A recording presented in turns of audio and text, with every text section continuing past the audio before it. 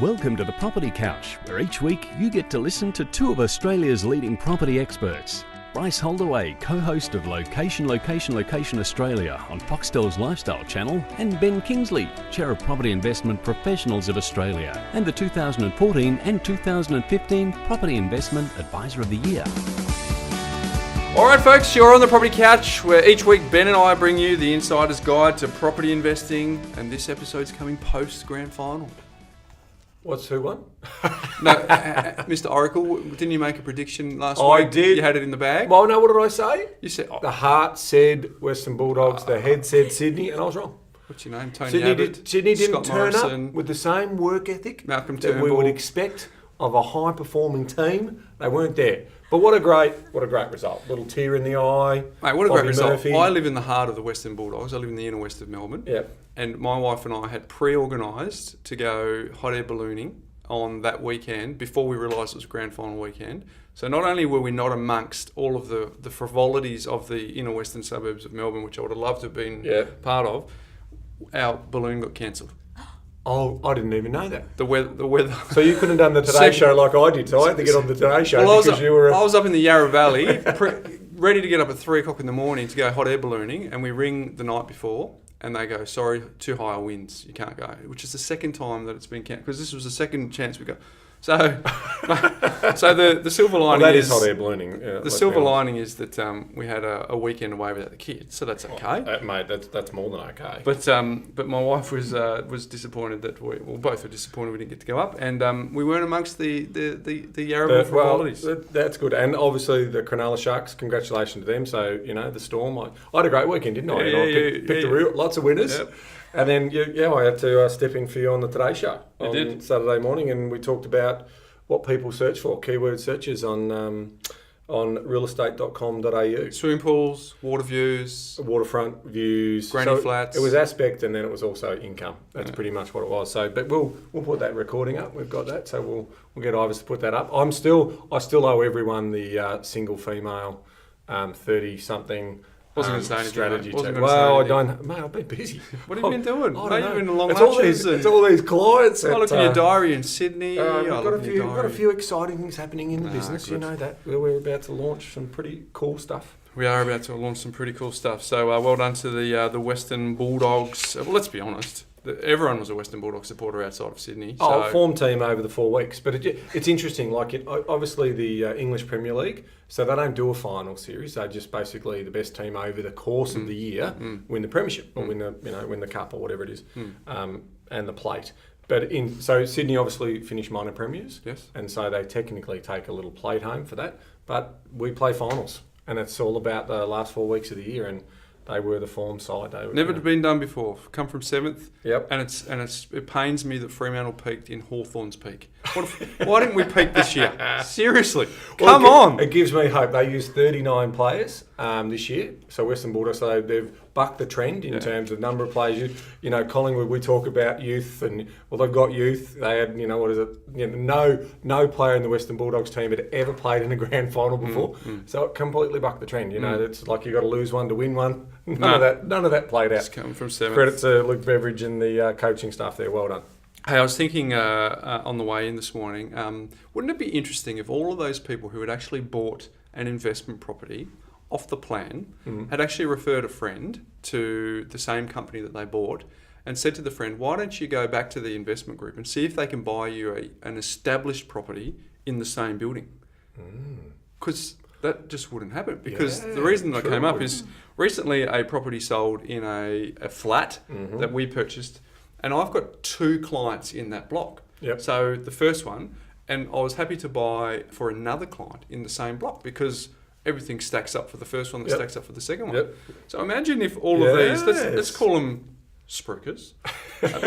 Imagine if they... And he did the inverted comments. You don't get to see that on listening, but he did the inverted comments. Can you imagine if they kept an eye on all of the developments that they'd been involved in from off the plan, and as soon as one came up again that was established in the same building, would they put one of their clients into it? I reckon you'd find that it'd be an absolute zero case scenario. But if they're so confident in the building, why wouldn't they? Yeah, good point. Why do they have to keep selling new? Because, wait a minute, they don't get paid by the developer to sell the new stock again. Do that. Now, funny you should say that. Wouldn't it be amazing if there was a research platform that actually could rank the building in its long-term performance? Ooh. Watch this space, Watch everyone. this space. We're working on that behind Watch the scenes. this Every space. property in Australia processed and ranked. There's a takeaway for you folks. If you've bought an off-the-plan property, go back to your advisor. Yeah, inverted comment. And ask them if there's been any resales in the same building and whether they've put any of their clients into those resales. Sounds like a plan. Good test.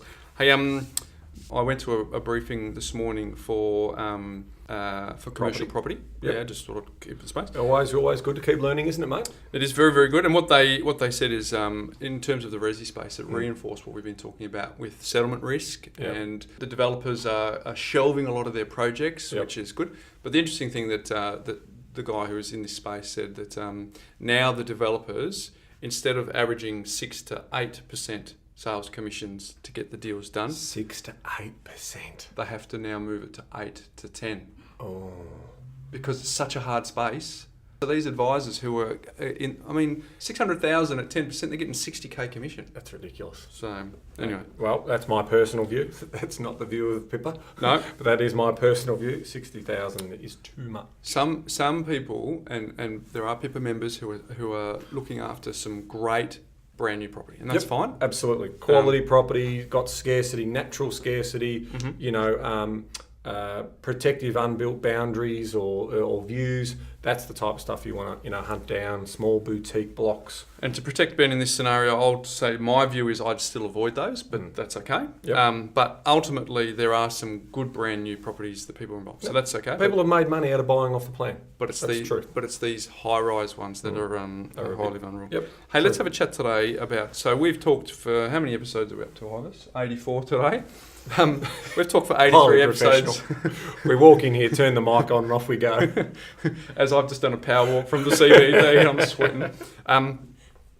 So we thought we'd talk. So let's say for 83 episodes, we're probably doing a pro property investment. Yep. We're going to talk today. You and I are just going to riff it and see if we can come up with some reasons why you wouldn't invest in property. All right. Well, I mean, straight away, the big one that jumps out to me, and we talked about this before, but it's tax. So the question there is, do we invest purely because we're paying too much tax? So if I go to my tax accountant and he says, you're paying too much tax, go and invest in property, and I want to introduce you to someone who can sell you a new property which has lots of tax depreciation and lots of tax benefits. Seriously, is that why we invest? So we invest $1 to save up to 49 cents? Does not make sense to me. So we will take that as a tertiary benefit, as part of, as we invest and as we go into business, we're effectively being in a situation where there will be a time that we may have a negative cash flow, and that's good. But over time, we want that positive cash flow to come through. So why wouldn't I invest? If someone says to me, you need to invest because it's all about tax and all about depreciation. I love depreciation, but I don't buy properties for tax purposes. Oh, love it. Beautiful. I can think of, if you don't know what a strata title is, if you don't know what an LVR is, if these are concepts that are new to you, if you don't know what off the plan is, if you've been to a barbecue and someone said, I've just invested in property, and you think, well, I should do it too.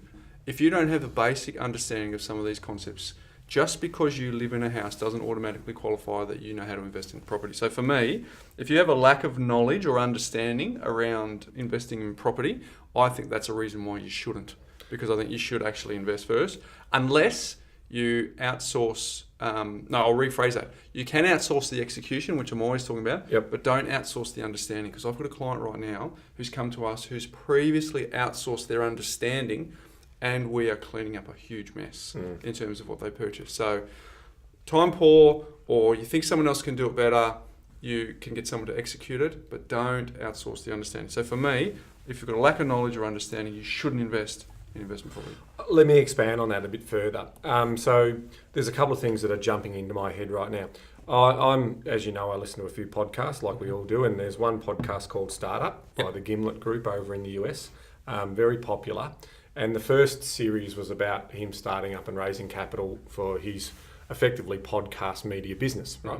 The second series follows a particular startup, and I think it's a dating app that they're trying to set up, or a dating business. And the takeout from that in the third series sort of just, failures or things that are working and not working.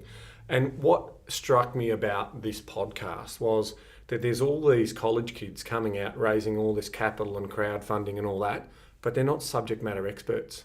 The ones that aren't getting success is because they come from no subject matter background. They might have dabbled in it, but they haven't had a long experience in what they're doing. So I definitely, in our business, what we say, we take people on an educational journey. And the reason why we take them on an educational journey is because we want them to hold us accountable. We don't want to, we've got 5 different types of investors. We've got, active worker, active weekender, active manager, passive and pure. And the pure investor is that one who outsources everything. They're super time poor. They're usually high incomes.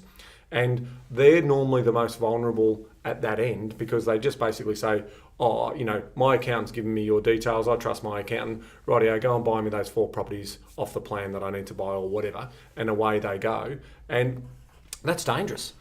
So it does come back to that point that you'll probably never get to the level of subject matter expertise that Bryce and I might have. And that's, and we still are learning, we're still educating ourselves all the time, but we don't do that in our part-time, our leisure time. We have the luxury of spending 80 hours a week working in this space with our heads knee deep in research and knee deep in advising on property. So it would be very hard for people to catch up to us. And that's the power of leveraging a professional, okay? But if they don't have subject matter expertise, or the people around them are teaching them that, then the likelihood is they're not going to get the same type of result if they only dabble in it.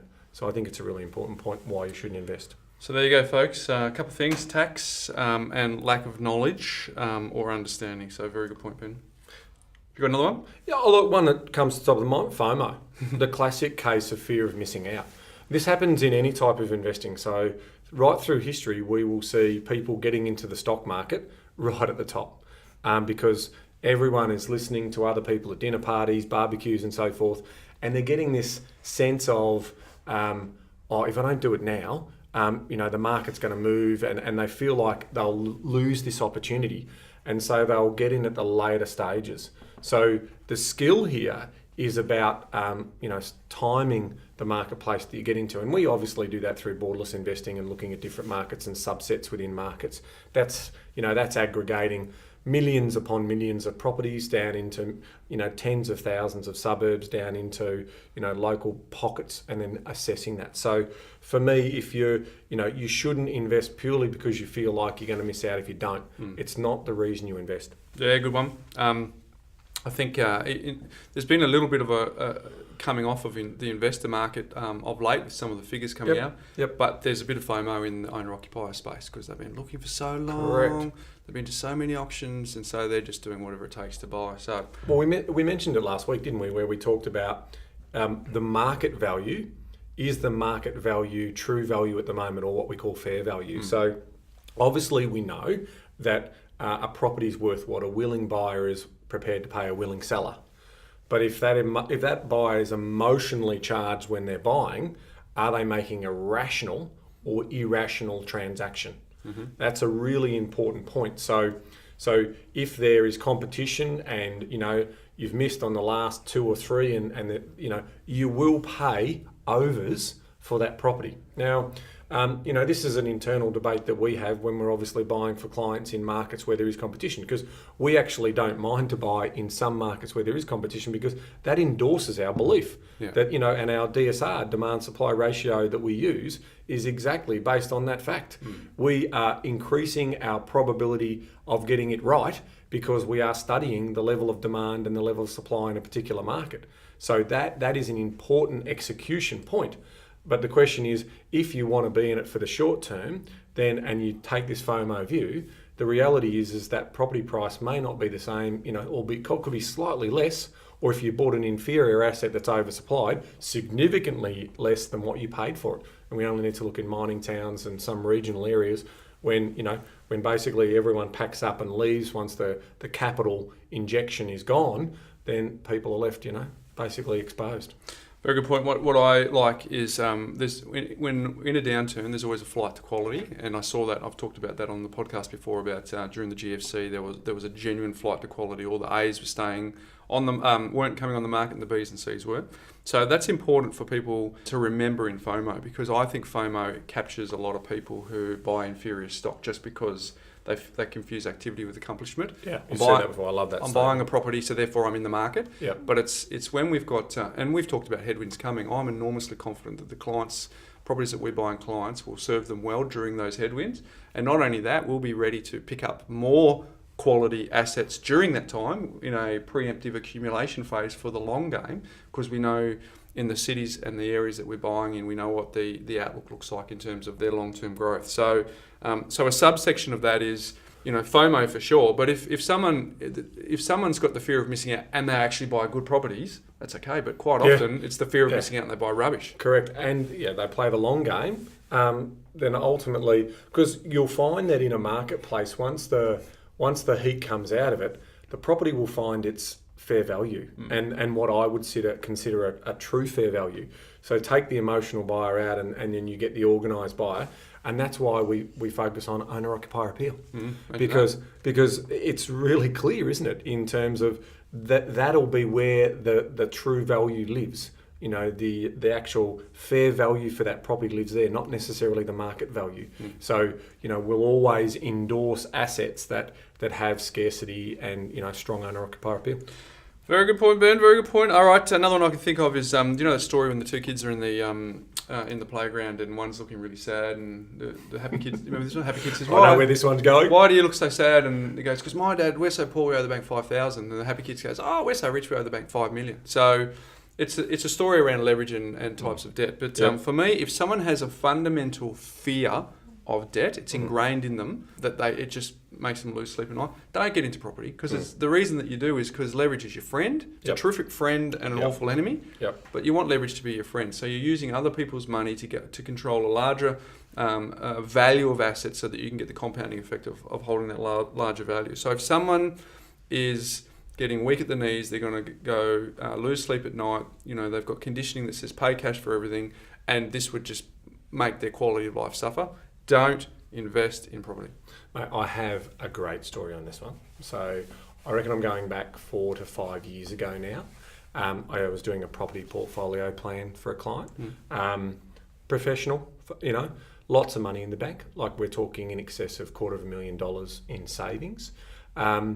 And we went through the initial, so we do a very detailed, 6-hour type, multiple appointments to build their knowledge and so they understand exactly what we're getting into. Now, it occurred to me early on that mindset was a challenge for the wife at this stage. But I thought we got through it, and I thought we got to the other side of it, and we were working through, and then we made the presentation in terms of what they could possibly do. And we got to a stage, okay, well, now are we ready to implement? And we hit this brick wall. We hit this fear of debt. Okay, so this is 5 years ago. So imagine the amount of money they could have made with what we could have bought them, given how well properties performed over that time. So let's drill down and find out a little bit more about that. And it turns out that her experience with money was that she grew up in a household where her mum really struggled. Okay, and really, every dollar was hard fought to win. And so to spend $1 or to borrow $1 was completely outside of her, psychological acceptance. So the irony for me was that they went and then got financial advice from a financial planner and decided to go down the share route. Now that's using the money that they've saved up. And shares have been pretty stagnant. There's been a couple of reasonable moves, but I don't know what they've bought. And it was very amicable. We shook hands and said, look, I understand that, and I don't want you investing if you can't get over this fear, because it's going to kill you. Like you won't be able to lie in bed at night carrying on all about this. And I think you'll find, this will probably resonate with most listeners, is that first one, we all have it. There is a little bit of, I'm carrying a bit of debt. That first 100, 200, 500,000 that you first borrow, then it becomes acceptable as part of the routine. So I know, okay, well, I've got that money coming in to cover that. That's all right, and it's taking care of itself, and we've got it rented and all those types of things. It's kind of the focus, isn't it? If you focus on the 500,000 that you've got, that can be quite scary. Yeah. It's like looking, down from a 70 metres, down. But if you focus on the fact that it costs you $2,000 a year to service, that's where it becomes more palatable. Yeah, right back to the 2 kids in the playground. So if the dad's got $5 million that they owe the bank, I suspect that they've got probably assets in the value of $8 million, as an example. So that is the message. I sit with obviously millions of dollars in debt, but that sits comfortable with me because I know the asset base that's supporting that. I know the quality of the assets that are underpinning that money that my wife and I that we've borrowed. So it is interesting that people will have that. So you will find. Also, I think I'll sort of go off on a little bit of a tangent here, and I'll talk about some people need forced savings. And this is a way to save in a way, because if they have discretionary money, they normally spend it if they see it in the bank account, but they can pay off a car loan and they can pay off a personal loan pretty easily. So if you just extrapolate that out into an investment property, it's almost like, well, that's not money that I can spend now. But if they have it sitting in there, they can justify, that new couch setting or that new theatre room or whatever, and they continually keep spending for the now. If they had a commitment that they needed to say, well, actually, I need $150 a week to service an investment property, there it is over there, and I get on with things. And that is the challenge. That's that separation, that you get past that fear of debt. Some of those people don't have any fear of debt, but they just don't have good debt. It can come from a lack of vision too, can't it? Because if you think I've got 100,000 in debt and I've got 70,000 in offset, you could think of it as I've got 70,000 cash to play with, or I've got 30,000 still to go. Yeah. And most people think of the 70,000 in offset, but it's if they think about the 30,000, that keeps them going. It keeps the vision. It keeps the goal alive. It still amazes me how people think that debt is their money. Like from the very basics of credit cards. Well, it's my money. No, it's not. No, you're borrowing that money. It is not yours. Well, it used to start out where in the old days with the credit cards, as you know, it's, well, I've got a $1,000 credit card and I've got $2,000 in the bank. So they always had, it's like the old 1971 where they unhinged the gold from the American standard. It's a bit like that. Afterwards, it's just print money. So it started out in good origins. I can spend $1,000 on my credit card, I've got $1,000 in the bank, no problem. But now people are spending it without having it in. I always think there's 3 types of debt: horrible, tolerable, and productive. Horrible is obviously for consumer debt. Tolerable is for your own home. It's going up in value, but you're the only one paying it, so that's why it's tolerable. Car to get you to work to earn the income that you need to build a wealth. Well, I'd still think that was horrible because it's still going down in value, rather as the tolerable largely around the principal place residence. But then productive, and that's what we spend our whole life dealing with productive debt. But we've got to remember that not very many people invest in property, so their perspective is always around horrible and tolerable. And really it's the shift to get them towards the productive. Well, how many times have you heard the comments, good debt, bad debt? When we've talked about that, where I'm saying, look, I don't think any debt's great.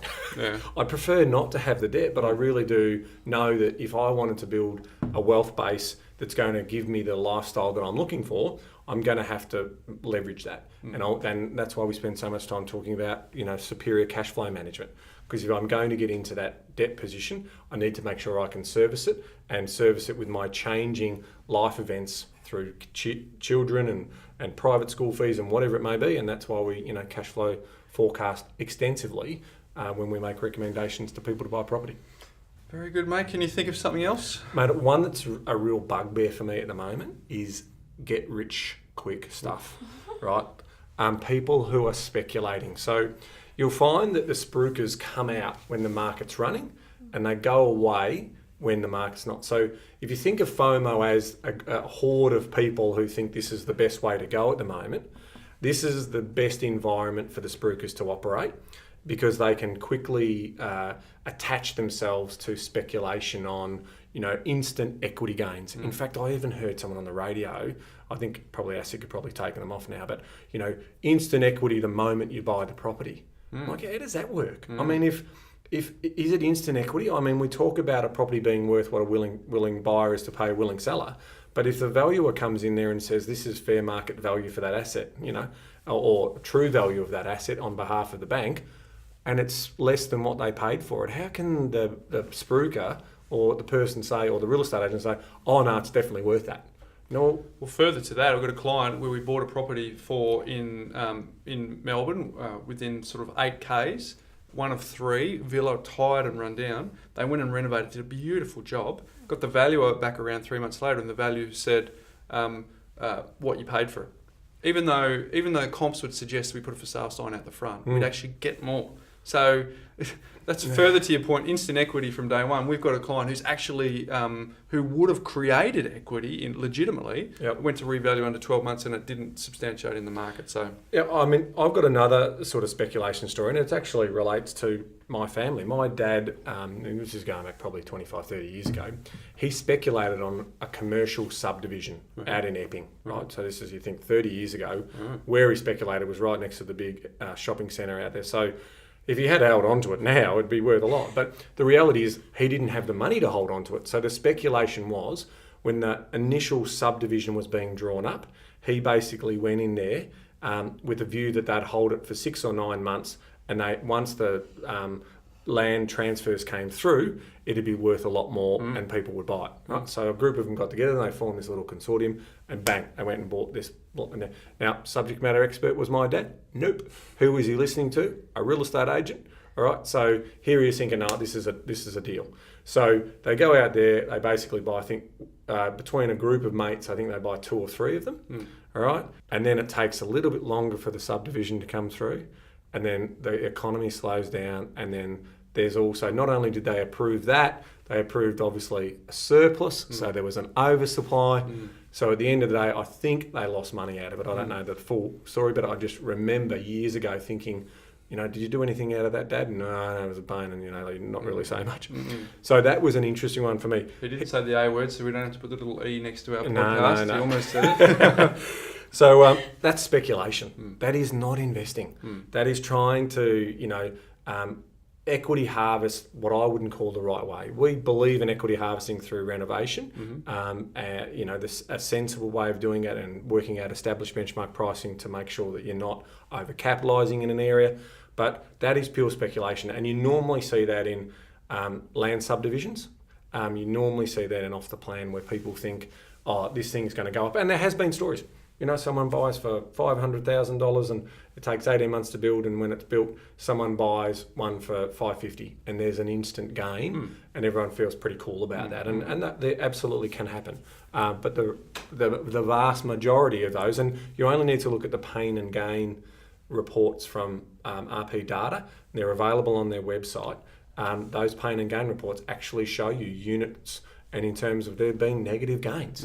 So we're not trying to preach one or the other. We're just trying to teach people that there's higher risk in those types of opportunities. The reno shows haven't helped, and it's interesting when you go to have a look at, and I'm from the TV space, so I'm not having a go at our space, but it's a lot of the labour gets thrown in, and a lot of the cross promotion gets thrown in, which doesn't get figured into the final figures. And then, as we always talk about, my wife and I were watching a Canadian one the other day, and it had a $90,000 profit.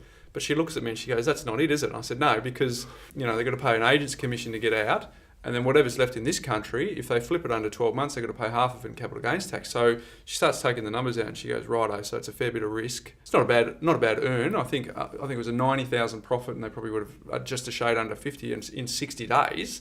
So if you're good at it, but it's not investing. That's actually a job. That's a job, and your job is that, because you're sacrificing earning income in what your profession might be to go off and do that. And that usually, that's a classic case of, so why are you doing this? Oh, I hate my work. I really don't like, so I want to go off and do renovating, and I think it looks pretty easy on the TV because, it's all edited down and there's a little bit It only takes 48 minutes. Yeah, 48 minutes. Plus 12 minutes worth of ads. In fact, I actually had a client come in this week who was fortunate to have a full renovation on the house through one of those shows. Oh. And so, and they got all the furniture and everything. So really cool. So what's the tip there? Write to all the producers of all the shows and say, here's my story. Well, my tip for anyone who wants to be on a television show, have a quirky backstory. There's a little insider tip. Our producers would go into the database and just pull up a keyword and some form of quirky word. Because I mean, that's it. That's the jeopardy. That's the angle. We don't want to see wealthier people getting wealthier. We want to see people making an opportunity. Well, it's interesting. Whenever we did a story where it was over $1 million, people would write into us saying, "Why unrealistic?" And whenever we did a story under $1 million, we got lots of effusive praise around the choice. So bit of insider knowledge. There. People, it's property porn. Everyone wants to have a look at what everyone else is doing, but as long as it's not too high, the criticism of the people that are spending way too much. So, very good point, Ben. Quick riches. Is if you want quick riches, if you're not in it for the long game, you're. I've said the cab sav story before. I mean, when you're buying I love wine, your stories. I love hearing them more. Cab sav, right? Yeah. So if you buy a big heavy cab sav, and you try and open it and drink it inside 12 months or 18 months, you've destroyed it. Like, it's just not good drinking. It's hard. It's rough. It's not smooth at all. 12, 14 years, you pull it out of the cellar, crack it, open it, let it breathe, and you drink it, and it's just beautiful, smooth drinking, and you go, I've waited to enjoy that, and I've got the fruits of my labour. That's property investing. I don't see you drink wine that often, but the way you told that passionate story, mate, I'm sure cab sav's part of yours. It's like the odd one in the cellar. It's like my one. Someone sitting in the shade today. Yes, love it. Because someone planted a seed many years ago. Very good points any there. More? You got any more? Oh, I think I might be able to come up with another one. For the listener, here's a question: can you tell how much your lifestyle costs for your bills and your discretionary spend? Not the cost of holding the portfolio, straight off the top. Not the cost of your mortgage, just the cost of your bills and your discretionary spend. Yep. So if the listeners can do that, great. If the listeners can't do that, I would suggest that they should be able to do that sooner rather than later. Because good to know. My next point, I think, is if you don't have your house in order, don't invest in property. Because I said it before, leverage is a friend, but an awful enemy. If you're a bad money manager before you invest in property, it's only going to amplify how bad you are when you have an investment property, because you're going to ramp up the adrenaline, you're going to ramp up the risk, you're going to ramp up the leverage, and the basics of understanding cash flow management. You've said it 100 times, BHP doesn't go and invest in a new mine without fully cash flowing it. If you haven't fully cash flowed what your lifestyle looks like, don't complicate it. Yep. Qantas won't go and buy a new aircraft if they can't work out how many bums on seats they're going to get, and basically get them to work that they're going to make a profit on borrowing the money to get that aircraft in the sky. So, big business does it for a great reason, and that's why they're big business, because they've been successful in the planning. So if you don't plan, and planning for anything around property and leverage is all about cash flows. Mm-hmm. Yep. So a tip for the listeners, we're very, very close to providing a tool for them to help them understand that very thing. So stand by. Stand by. As I said, there's a lot of things that I'm working on. I'm doing less and less client day-to-day interactions. And more long lunches and flights to Sydney. I wish. We're doing more around, obviously, trying to develop excellent systems and processes and client portals and all of that type of stuff, and money smarts, and trying to teach people how to do that. So we'll be excited. I'd love to say to be ready by Christmas, and that's why I'm sort of stepping away from doing the day-to-day client work to try and work on some stuff that's going to help more Australians manage money better and hopefully build a wealthier tomorrow. Well, it'd be fair to say that our listeners shouldn't be able to say that they don't have the house in order, because we've given them money smarts and we've given them money management tips. So anyone who's listening to this episode and they haven't listened to any other, rewind, start at one and cut a lap. It's a great point. We haven't said that for a while. If you're new to this podcast, get back to episode 1 now. We got people that write in, Ben, and say they've cut 3 laps. 3 laps? Yeah. Gee. Yeah. Really, that's like doing a victory lap on the Tour de France, isn't it? It's like there's a fair bit of listening there. Surely our content's not that good. Well, you're being humble, but it's about repetition being the mother of learning. Yeah. So in terms repetition being the mother of learning, he's just got these great, hasn't he, Ives? He's just got these. Pull them out. Just brilliant. All right. So last one, mate. I think you might be able to pull one more out for us in the time frame allowed. Oh, the other thing that I also get a lot of differences. So, in terms of why not invest in property? So why shouldn't you invest in property? Dual purpose. The whole dual purpose of why I'm doing it. So for me, I've got a couple of examples.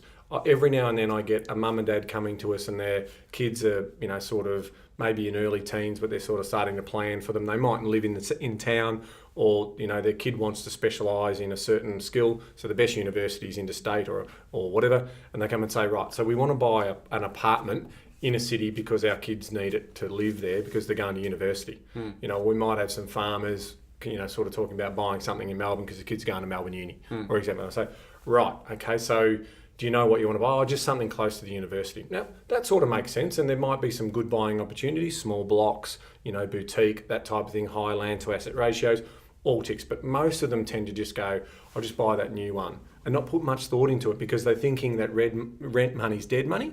That's one classic case. The other one that jumps out of my head is around holiday homes, and I've talked about this before, where they're basically saying, oh, we love this spot down here, we want to buy a holiday home, but we want to rent it out at the same time. And I've said to them, look, in that area, there's not a lot of scope for growth, so why don't we buy a quality asset in here? Because you're only going to use it 5 or 6 times a year until you get a little bit older.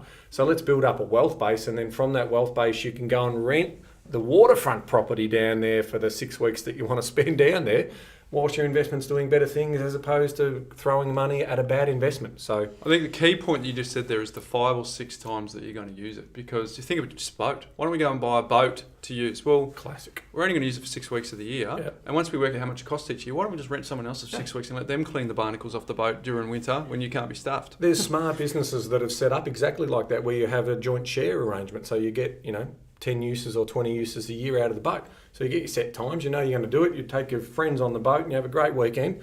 But yeah, it comes back to, do I want to hold that $300,000, $400,000 boat and store it and pay for the, all too So hard. the tip for that though is buy one with a floating fund, because you don't want one with a sinking fund.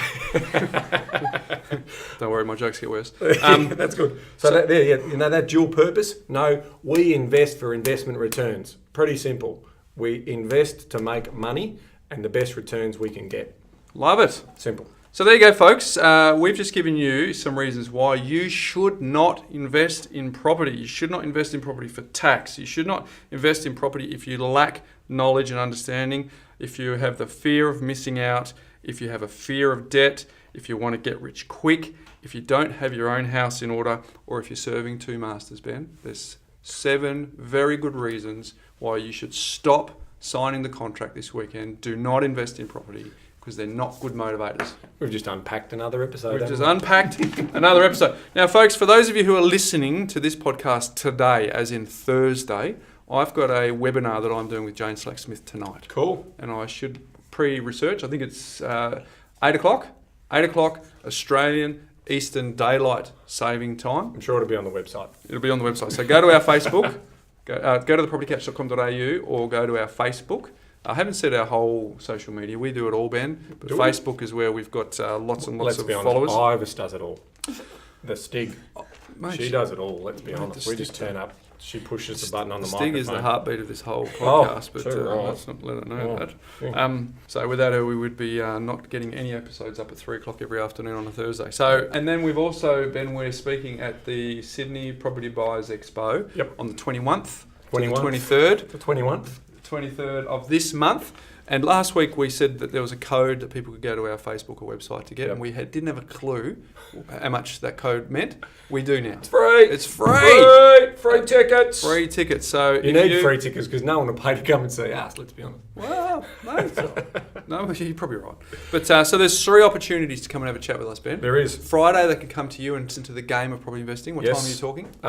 You wouldn't have a clue. There's the prep. Midday, I think. I think, don't hold me to that. Check it out on their website. Yeah. We'll do the quality link. Outfit we are. Yeah. On Saturday around about 2 o'clock, you and I are doing a live recording of the podcast. Cool. Which we are then going to replay that Thursday, following Thursday. We're talking to Dr. Andrew Wilson, who's the head economist for the Domain Group. We put the call out last week. Are there any questions that you want us We're going to the doctor. to ask the doctor? Ask the doctor. So if you want to know what the economy is looking like, if you want to know what the property is looking like, if you've got a specific question that you want Ben and I, because we're going to roughly interview him with a few of our own questions, Ben. Sounds good. We're then going to talk to the questions that our listeners have asked us to ask him, and then we're going to throw it over to the audience. Make them good ones, because the good ones will get read out. The good ones will get read out. So, and then then on I'm Sunday? doing Sunday. I'm just going to show people how we actually build a $2,000 portfolio. Cool. Actual Live. A couple of framework slides, and then bang straight into how we do it. Bring the simulator out. Bring the simulator out. A few cash flows. So Ben and I will. You haven't booked a flight home before my talk, have you? No. Yeah, so Ben and I will both be at that talk, and you can come and chat to him. He's the brains, and I'm just the brawn. So Rubbish. Don't ask me any complicated questions, please. I won't know how to answer them. No, that's true. That's true.